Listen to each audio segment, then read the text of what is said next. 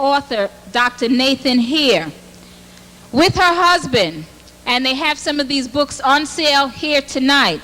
She co-authored The Endangered Black Family, Bringing the Black Boy to Manhood, The Passage, The Miseducation of the Black Child, Crisis in Black Sexual Politics, and Fire on Mount Zion. One of her recent bestsellers include How to Find and Keep a BMW. That's Black Man Working. Let's stand on our feet and welcome Sister Dr. Julia Hare.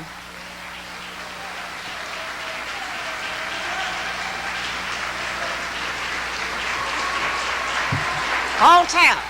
Thank you. Thank you. Thank you. Thank you. Thank you.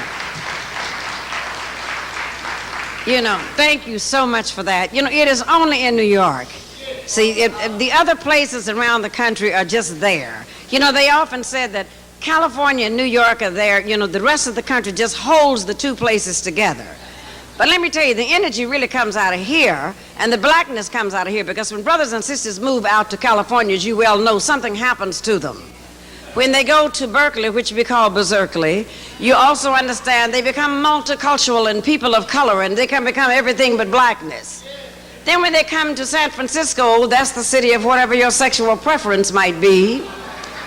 And then when they're down in Los Angeles, they get false notions, you know, that they're all in Hollywood or whatever it might be, and they tend to forget that the togetherness and the blackness.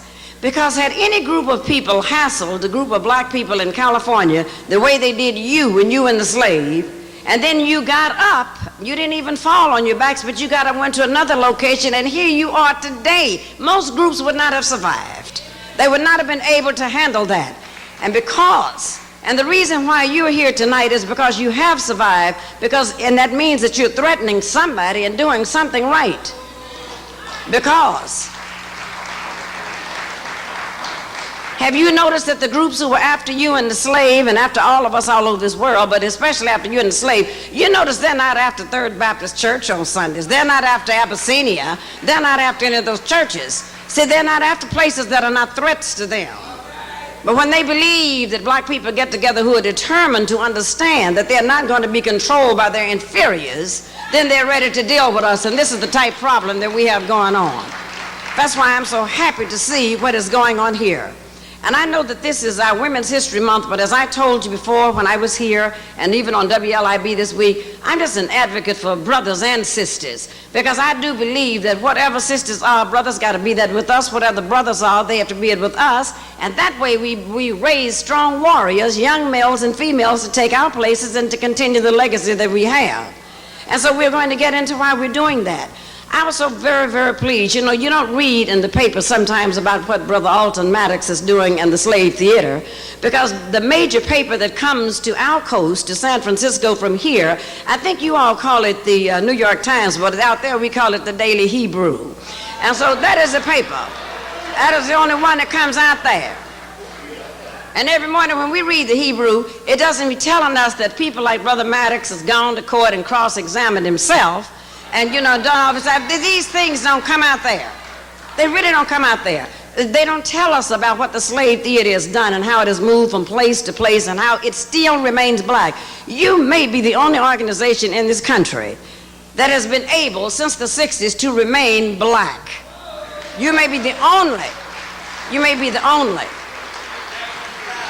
And you know, that is a sad commentary on our peace, on our people, that anybody else can remain whatever they want to be.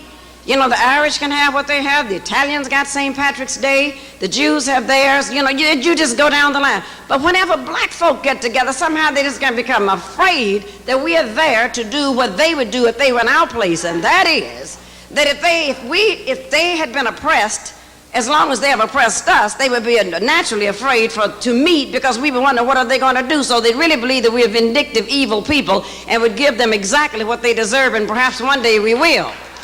Perhaps one day we will come to that point. I hope that this is the thing.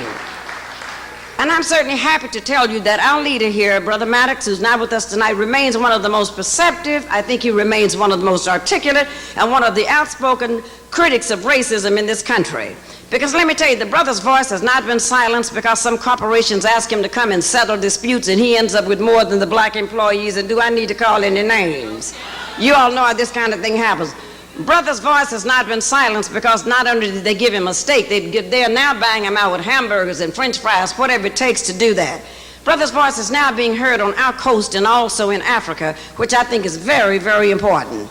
And one of the reasons why I'm always happy to come to this organization, because you're the only black organization, again, that understands to put race first. Race first. Race first. And I've had some white folks to tell me that I was a flaming militant, a radical, or whatever all of these names were that they called me. And I said that I am very pleased that you've called me a nationalist, because you could have said that I was a member of the NAACP of the Urban League. So I said, I'm very pleased of the names that you have given. But I said that because we put race first, something is wrong with us. But everybody else puts their own first because God bless the child who has his own. And so I think that race first is very important. And though we meet in a different venue, we're not at the slave theater, we're not at the church, we're now at the Masonic Temple, it really does not matter where we are physically. It matters where we are in our minds. And wherever we meet, as long as we know that we're Africans and as long as we know that we're black people living here in America, we know exactly who we are. You notice you can put an Uncle Tom in any venue in the White House, you can even put him in his, he's going to still be a Tom. You can put them anywhere you want. Well, it's the same thing with us who are strong people. Wherever we are, we're going to be the people that we need to be. And I know that this is our Women's History Month, and that's why I'm certainly happy to see sisters. And this is the only place you can come in this country where you don't find a room full of sisters who are still sitting here waiting to exhale. Can you imagine something like that? Be sitting here waiting to exhale. Because we know we have exhaled ever since we came through the middle passage of the Holocaust of our enslavement, and I'm glad to see that. This is the only place you can come where you'll see that these sisters are true mothers of the universe. See, a lot of folks wonder who are the mothers and who gave life to every living creature, but we know we are the mothers. I realize we don't always like to claim our children because who always wants to claim Whoopi Goldberg and Dennis Rodman? But we do know that as the mothers of the universe, sometimes we have to do that. I'm happy to come before the Sisters of Isis and the Sisters of Nefertiti and the Sisters of Nzinga and the Sisters of Harriet Tubman. And the reason why I say Harriet Tubman, the way you've had to move from one location to another, it reminds me of Harriet Tubman. When Sister led that Underground Railroad, some of us, when she got about 3, 4, 5, 100 of us out, do you know some of those Negroes wanted to turn around and run back into slavery because they were so happy and so pleased with the master taking care of them? Sister put her hand on her hip and said, I'll shoot you myself before I let you turn around and run back into something like this.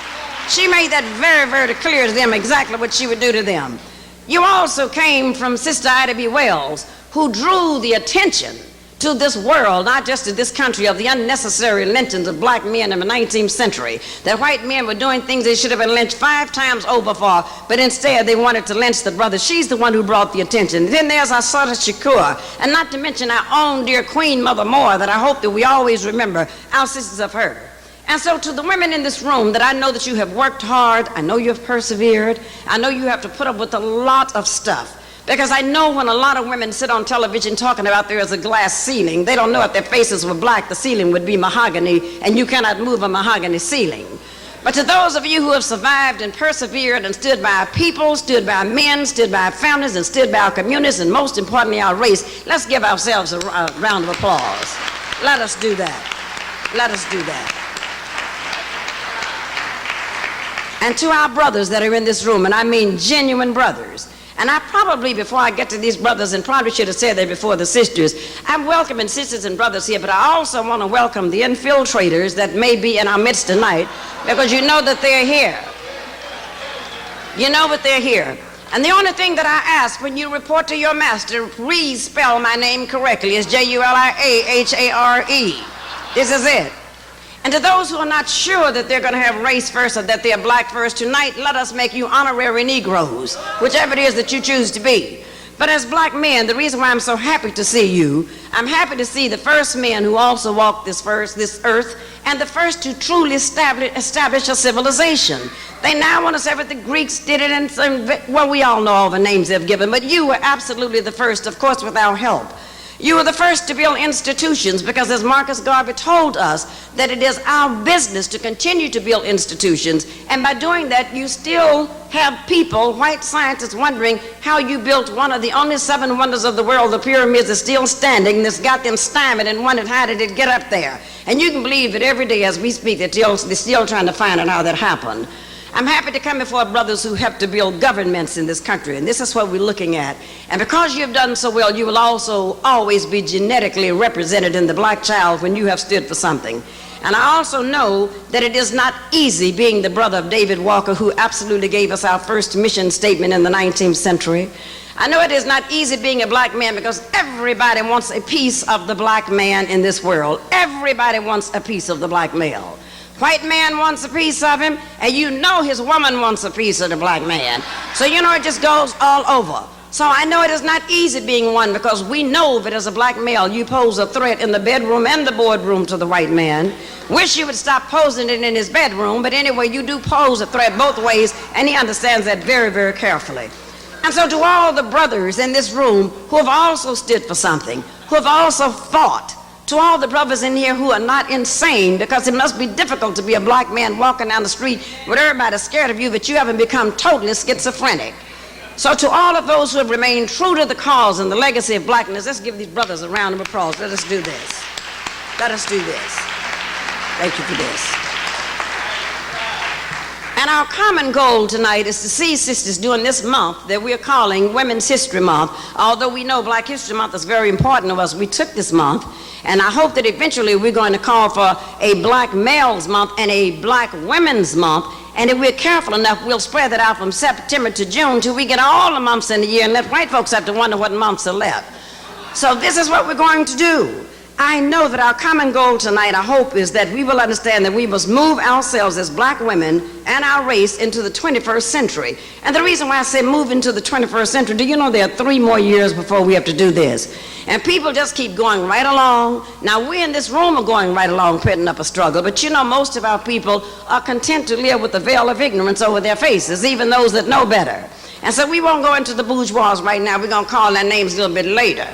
But as it stands now, we know that the struggle it is for you to help us to move into the 21st century. And I know many of you have been doing that every day. You've been reaching out in the community, you've been politicizing, you've been teaching, you've been going to public schools, you're working wherever you can. But sometimes you don't always get the credit that you deserve. So why don't you take a moment to turn to the person who is seated to your right. And it doesn't matter whether you know them, because if you're black, you know them anyway because you've had the same experiences. So turn to the person seated to your right, men and women. It may even be your significant other by the time the night's over. So turn to the person who is seated to your right and tell them exactly what you have been doing to bring us into the 21st century. Who you've taught, the people that you've reached out to, folks you've done things for, people that you've given money to, and I didn't say to Bloomingdale's and to department stores, but people that you've actually helped. Now, if I don't see you taking 30 seconds to tell it to somebody, I'm gonna know you've done nothing. So would you take about 30 seconds, and if you haven't done something, then tell them what you think you might do next week to help somebody. You have 20 seconds, because 10 I took out, 19, 18, 17, 16, what is that? 15, okay, 14. Our time is just about up. Don't bother about that. I'm just going to throw these over. Okay, just about up. And you've done all of that. Okay, our time is over. Our time is up. You know, I'll bet there were some fantasies and some concoctions that went on out there. But if you haven't done what you said you were going to do, then you have next week to begin to do that. But as Sarah Russell told me that we were going to be talking about tonight, black women facing the 21st century, I said this is very, very important, because see, when you start talking centuries, people think that you got a whole century to get to it. We're talking about 3 more birthdays, 3 more raises, or 3 more vacations, whatever it might be, before we enter the 21st century. And let me tell you why our founders are facing some tough times. See, some people believe that life is like it is on television with the Cosby Family.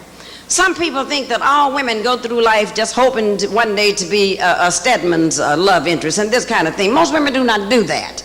We have difficult times because we recognize there are tough times ahead.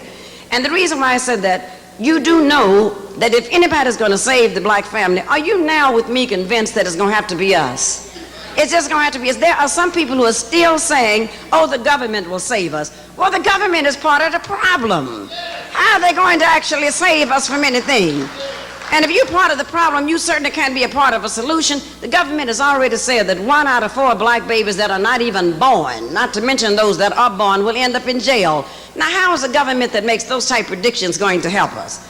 You know the Democrats cannot help us, but I know 95% of you probably think the Democrats will help us, but I know that 100% of you know the Republicans will not help us.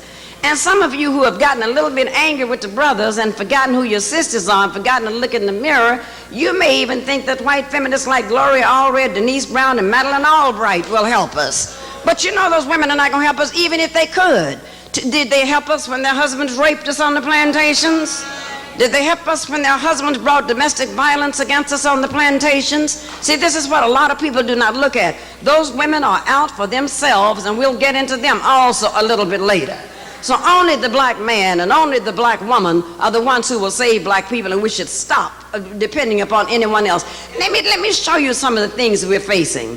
White folks were surprised to see the racial polarization that took place after that first O.J. Simpson jury came in. They were just like, they had no idea that we could even feel. They did not know, first of all, we believed that the prosecution, Marcia Clark, with a polyester wearing self, did not prove the case. We understood that from the very, very beginning.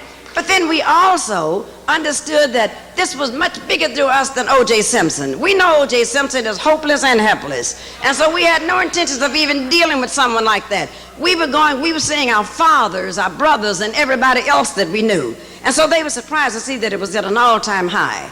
They are surprised to see that black folks are not surprised that affirmative action is being taken away. Because don't they take away everything else? First of all, affirmative action started to have reparations for those who had been left out, and reparations meant black folks, because the Japanese got their reparations and they were in the concentration camps for 4 years, and we were in there 400 and didn't get ours. Germany gave reparations to the Jews, and you can go all the way down the line. But when it came time for our reparations, affirmative action, the reason why you don't hear white females saying anything, because 80% of the jobs under affirmative action went to them, plus pushing us to the back burner and bringing inflation up. This is the kind of thing that happened, the reason why we're not surprised at anything they do. We're facing turbulent times because as we speak tonight, they're in the process of changing the jury system. They are determined that there will never be a predominantly black jury that will free anybody accused of murdering white folks, even if they are trash. That does not matter to them. This is what they're not going to have happen. So now they're making plans that they only need 2 or 3 to either hang a jury or 2 or 3 to let the person walk. That's all because of us. It's not because of other people. Because see, nothing makes me angrier when we talk about our civil rights and what we've missed. That here comes the Asians in to join us. Here comes the Latinos in talking about their civil rights. Here comes white women in talking about theirs, the Mexicans, all of these people. And I don't know, some of you are very, very young, but in my experience growing up in Tulsa, Oklahoma, I never knew that anybody who was sent to the back of the bus because she was a white woman. Nobody was sent to the back of the bus because they were homosexual. Nobody was sent to the back of the bus because they were Asian and Latin. They were sent to the back of the bus because their faces were black. And now all of these groups are wanting to come in now and take the things that owe us. And some of our leaders stand up there and say, oh, we're all one. We should include everyone that's going in. Every time I hear them do that, I just want to pick up a sock, a shoe, or something and throw it at the television. See, this is why I'm not mistaken by these leaders. See, anytime, first of all, you can't lead me when you call an organization rainbow because there's no black in a rainbow, as you all always know. And then they were amazed to know that we were shocked. We were shocked to know that white folks were surprised to know when the San Jose Mercury News broke the story of the CIA and putting drugs in our community. It didn't surprise us. I don't know why white folks knew that we didn't have any airplanes and boats and all those things to come in here.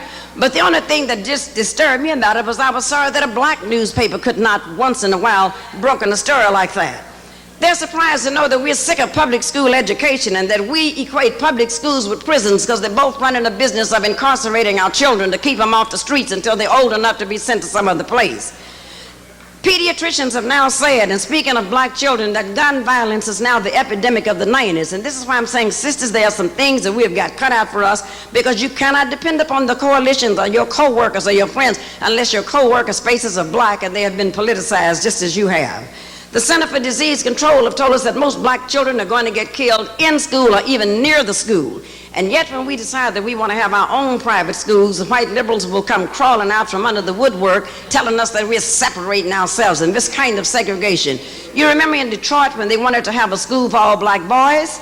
And here comes all of these folks out of here, the types that you know are not our friends, the Gloria Steinems and all, coming out talking about it was discriminating against our girls. And see, when that didn't work, they said that then we'll find a black person. Have you noticed white folks can always find a black person to come and do their biddings against us?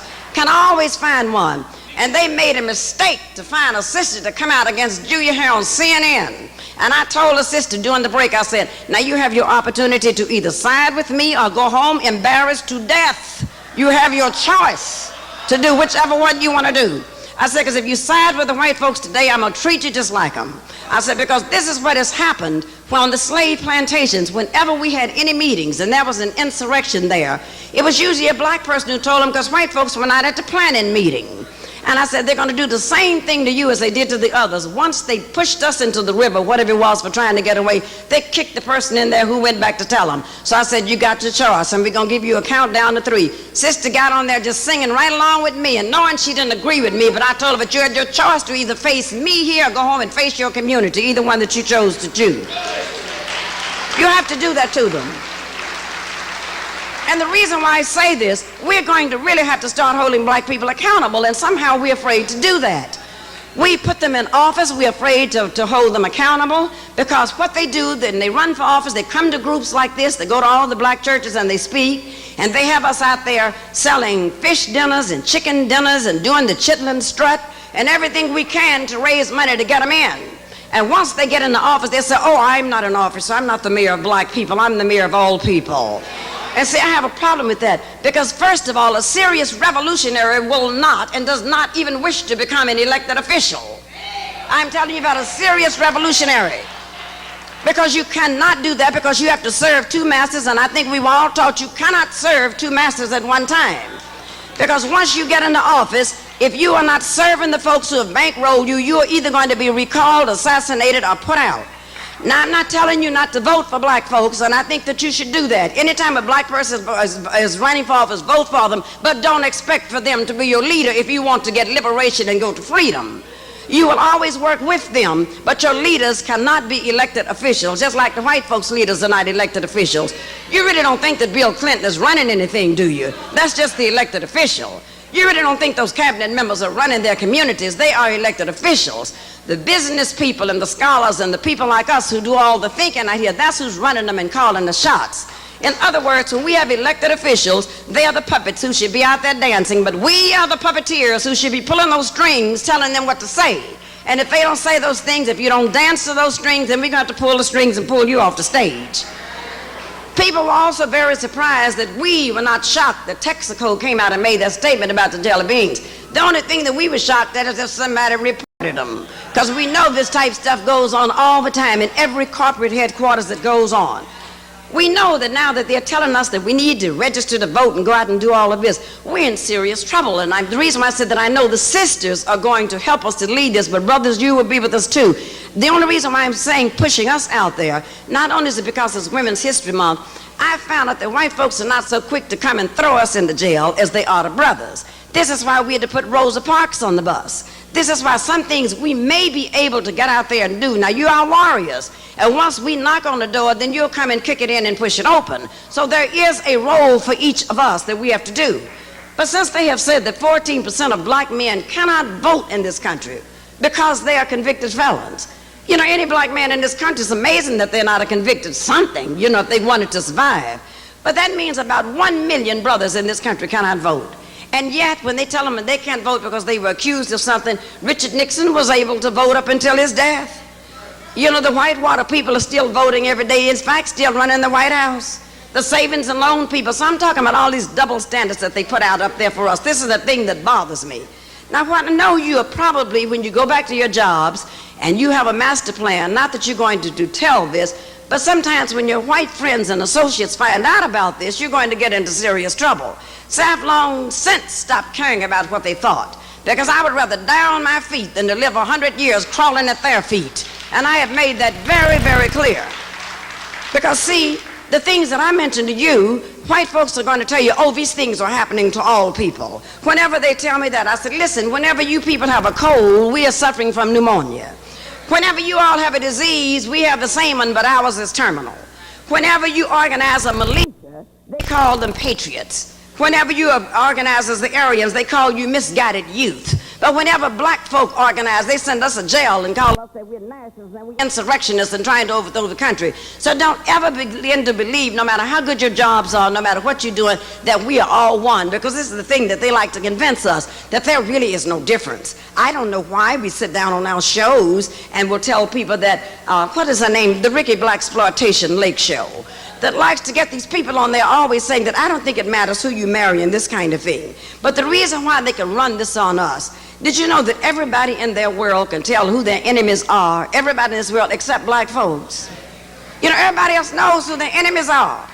But you know, we have this kind of thing that thou shalt not hold, whatever these scriptures are.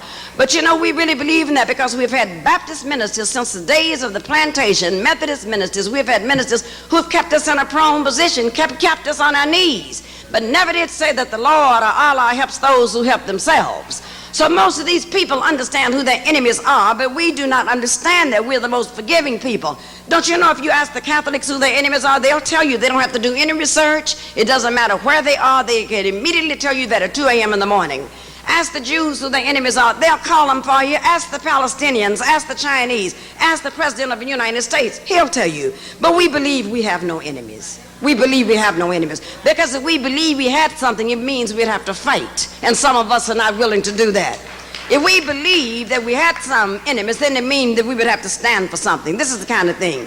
But one of the major reasons that black folks refuse to recognize that they're enemies of our progress and enemies of our people is because we are too busy looking for approval. We're too busy looking for acceptance from these people. We're too busy wanting, and you know, no matter what you do, you're never really going to, in a white supremacist society, for people who brought you over here, who deemed that you inferior, you will never you'll never receive their approval or acceptance, and that's why I don't know why you seek it. The only thing that we should have them doing is fearing us, not accepting or doing these type things. This is what it is. But some of us will say, if we act out, it will hurt our image. Oh, what will white folk think? See, the Japanese aren't looking for acceptance, they're looking for superiority. The Koreans are not looking for acceptance, they're looking for superiority. The Russians, none of these groups are looking for acceptance from these people except us. Because you can believe this, all of these groups that I've named, the minute they get their superiority, don't expect them to be sympathetic either. They'll treat you just like the Europeans did. So when you decide to call yourself third world and all mixed up in coalitions with these people, you better watch and guard carefully who you coalesce with. So sisters, let me tell you, I think that if we're going to be looking at the 21st century, it is really time for us to go to war. I know this sounds terrible, but it is really time. The reason why I say that, some of you are so young, but you do not understand. 40 years ago, we were having these discussions. 20 years ago, we keep reinventing the wheel because we still have not understood that we were not put here to service the needs of white folks and to win their acceptance. And this is the kind of thing that bothers me. And when I say if you're ready to go to war, if you're ready to come with me, you may have to lose some friends because, you know, there are friends who don't want to be associated with people who make waves. You may have to lose some relatives because I have lost a few. I have 2 sisters in Oakland, California that are so bourgeois and such flag wavers that I only see them at funerals, hopefully at theirs. But these are the type things, you know, that we have to go through and have to deal with. And you are also going to lose some of your white friends, and I know that harms a lot of you that you have to lose those friends, but you will lose some of them if you decide to do that. But see, one of the things that we're going to have to do, we're going to have to move just as aggressively as these white women move, but the only difference is we will move aggressively with our men. Now see, they're moving with theirs, but they don't want you to believe that. They want you to believe they are oppressed by those men and that they do not have enough money. But when those men have a chance to hire somebody that they call a, quote, minority, who do they hire? Them or us? They hire them because they'd rather hire their mothers and their sisters and their lovers than to hire their enemies, which we are deemed to be by them. But see, let me tell you what we're going to have to do. First, sisters, we got to begin to have some very serious new racial strategies, which we have not had. We need a strategy that's just as Marcus Garvey said, the strategy needs to be race first. And when I say race first, I know a lot of you look up to those people who have not put race first. I think Shirley Chisholm is a wonderful person too. But when Sister stand up and said her oppression was more from being a female than being black, I said, now this is just the end. See, she can't be a part of the organization we're talking about. When Whoopi Goldberg said she had had worse treatment being a woman than she had ever had being black, and I know what part of the country she came from, and I know I'd be treated black, but I said, this is just it. When Michael Jackson, well, maybe he didn't say he had more treatment being a woman, whatever he said. So you can understand, the list goes down and down and down of what we may find out. And see, the only sisters that we should have, if we understand this, when we form our new organization, the sisters have to be black. There can't be women of color. They can't be multicultural. They can't be diverse. They can't be any of that. They got to be black. They got to be black women and identify themselves as that. They have got to do that. And first, I think we need to begin with an association of black women. Remember, I didn't say colored women's clubs, none of those things. The association of black women. Now, we can call ourselves African women if we want, but black women. It has to understand. And the only agenda that we have is not complex. It's to free ourselves, free our men, and to free our children. You know, freeing the black, that's the only agenda. Now, that's not difficult. That is not any formula that you have to go home and memorize. It's just freedom is the only word you got to think. Freedom, race, and black. Those are my only things if you can remember to do that. And the reason why I say we have to begin to do that, the association that we form is not to be confused with any existing organization. We're not to be confused with the coalition of 100 black women, and I'm not going to even go there because you all know them to yourself. We have to do that. It's not going to be confused with the National Council of Negro Women, because I'm afraid that we may become Bella Abzug sidekicks as they exist and they do right now. We're not going to call ourselves Jack and Jill because the organization that now calls it that is still confused with the nursery rhyme Jack and Jill's, if you've ever seen them at any of their conventions and what they're doing. We're not going to call ourselves links because we'll be looking for linkage to Africa, and these people don't want links to anything but acceptance by white folks in the white junior league, so we don't want that. We are not going to probably include the sororities because they think they are more Greek than they are African, as you all well know. We're not going to bother with the missionary societies of the churches because they don't know what to worship yet, because they still have white Allahs and white gods upon their walls, so we will not deal with that. We can't deal with organizations by farm elected officials like C. Dolores Tucker, who goes after our children for their language but doesn't bother white rappers like Vanilla Ice and people like that for all the language that they say. In other words, they can't have step. There can't be black Anglo-Saxons, and as I've told you before, black Anglo-Saxons are people who disidentify with black, don't know who they are. Some of you may be related to black Anglo-Saxons, some of you may know some, and some of you may even be a black Anglo-Saxon. Well, see, we don't have room for people like that. And when they come into our organization and they speak this kind of stuff, then we will refer them to other groups that they can go to, because we're about freedom and liberation, and we are very, very serious in what we have to do there. You see, if these groups that I just named were doing what I just said that we need to be doing, then we wouldn't even have to form anything new. But I'm afraid we got 3 years to get it done. In the new organization that we have, we would bring an outcry to anything that impinges on black folk as a group, not as individuals. And let me tell you how that can be done. Having worked for 10 years for Old Races ABC in San Francisco as a talk show host, I can tell you that the power that we have, and we just don't know the power that we have. We underestimate. We know our buying power, we know our consuming power, but we do not know the power that we have. Let me tell you the reason why we ought to be able to understand that first we work for the group, not for the individuals.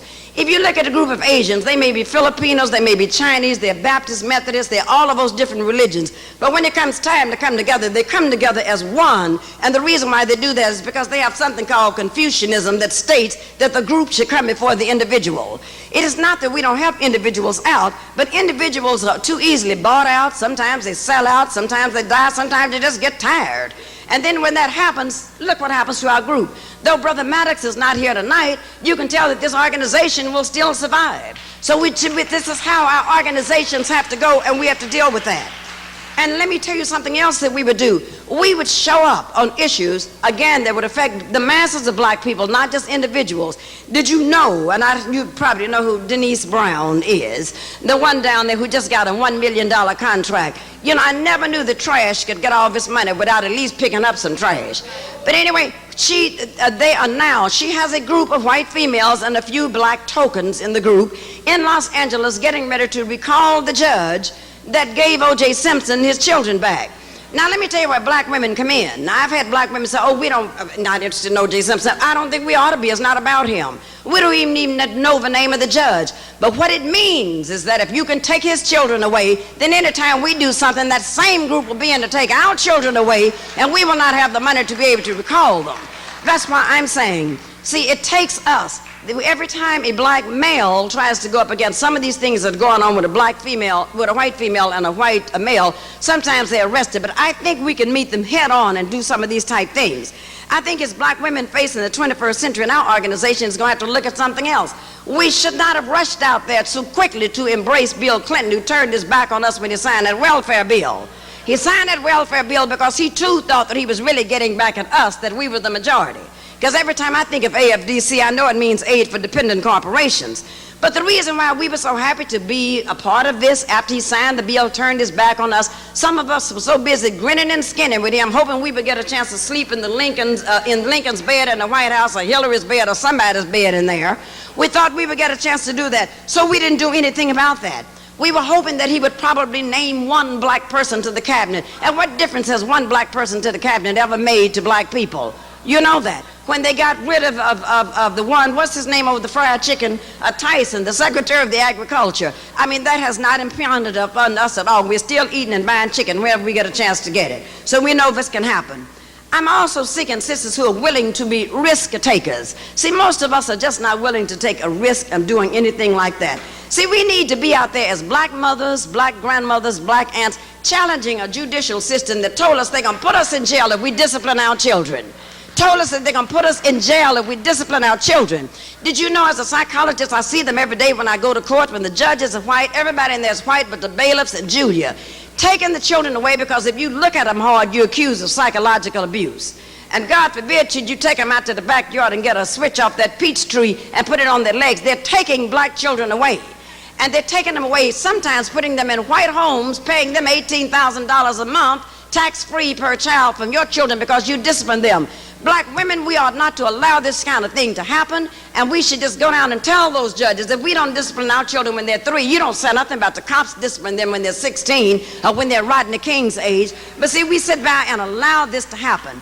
And so now I have people who are coming to the clinic if the child has just a sore shoulder or anything. My child fell, but I'm afraid that if I take my child to the doctor may take him away. We need to stop that on behalf of our sisters who do not know how to go down there and speak for themselves.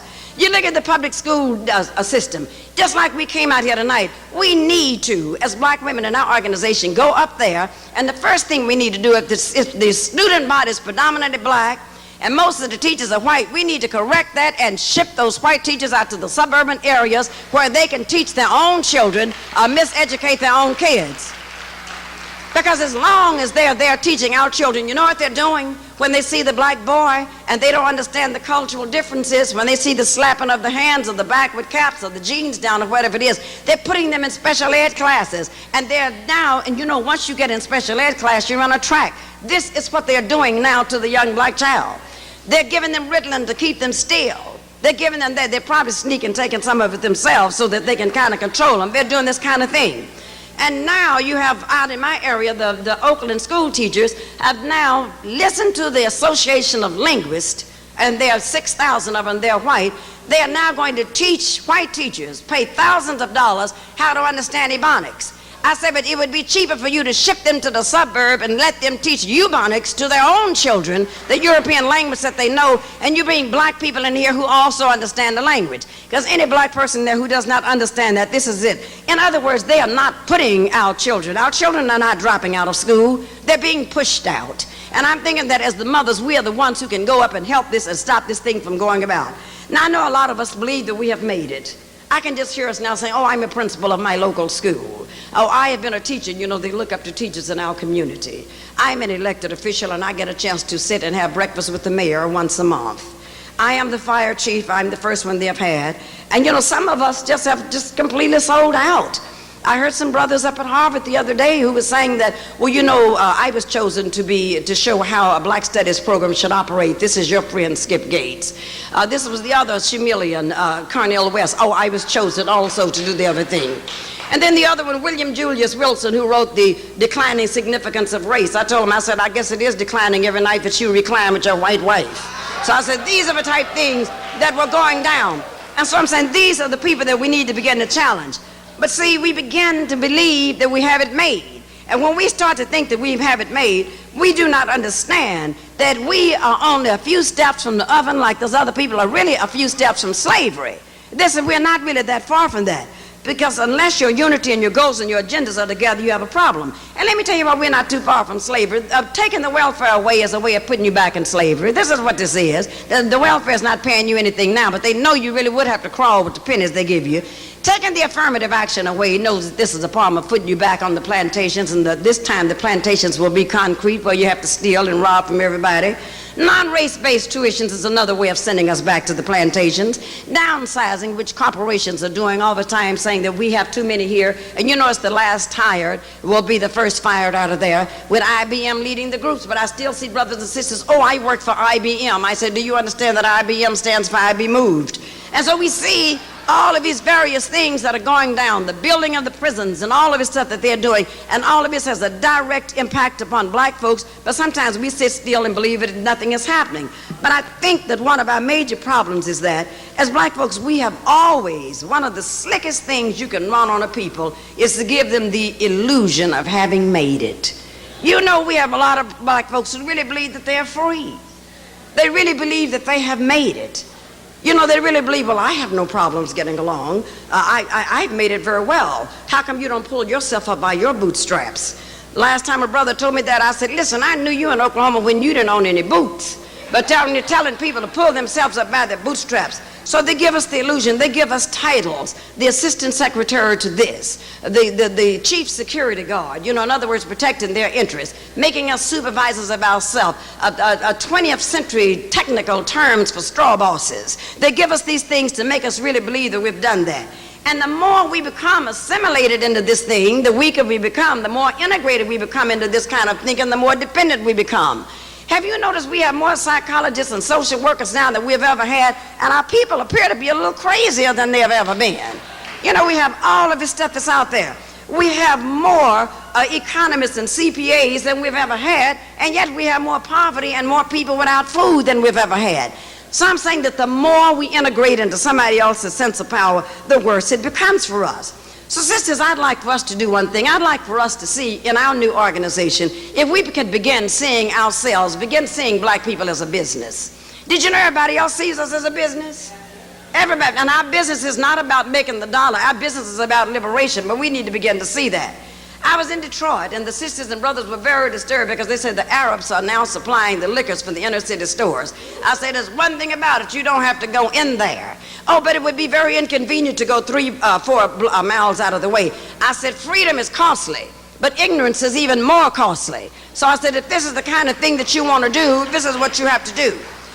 When I down Harlem, I was noticing and reading that I saw a lot of Koreans and a lot of white folks on the main drag, that 125th Street. I said, now we got to look at that to see what is happening here. I know some of you are saying, but the banks will give them loans and they will not give us loans. That's true. But the banks are not going to go there to shop. All we have to do is to stay out of those stores. They would have to go into foreclosure, and then some of us would have to take over those stores.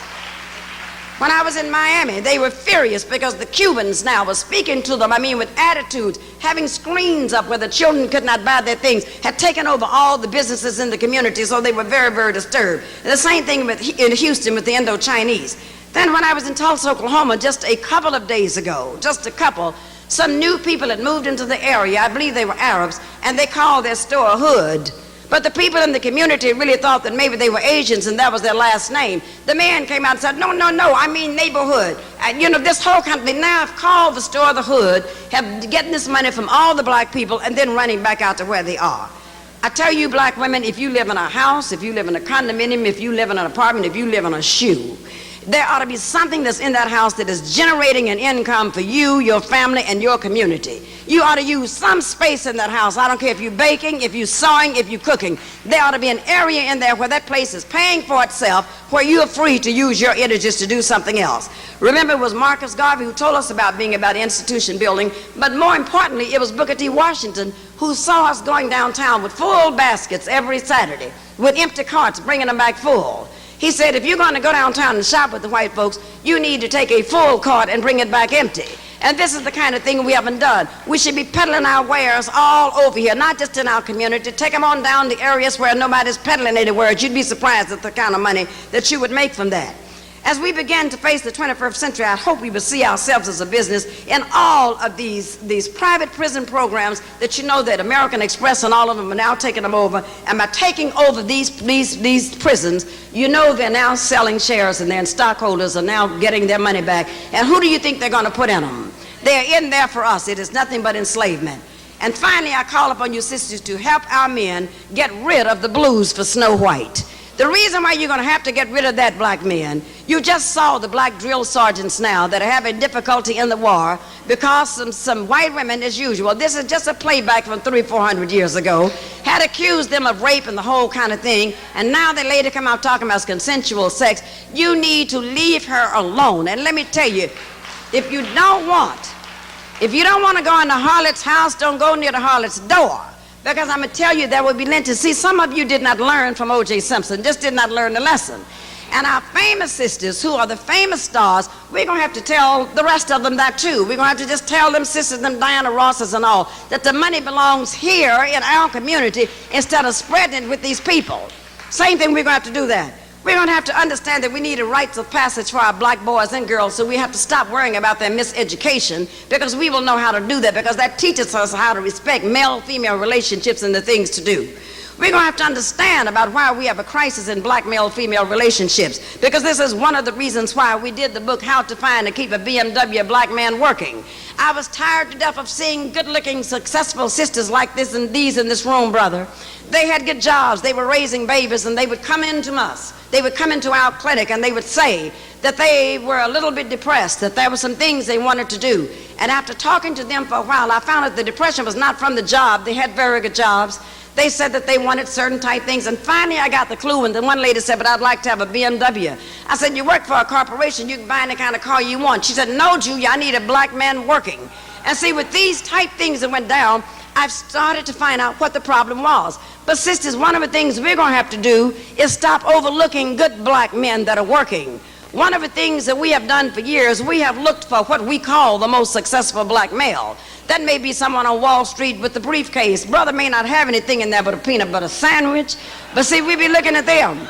I have been saying, stop overlooking the blue-collar man.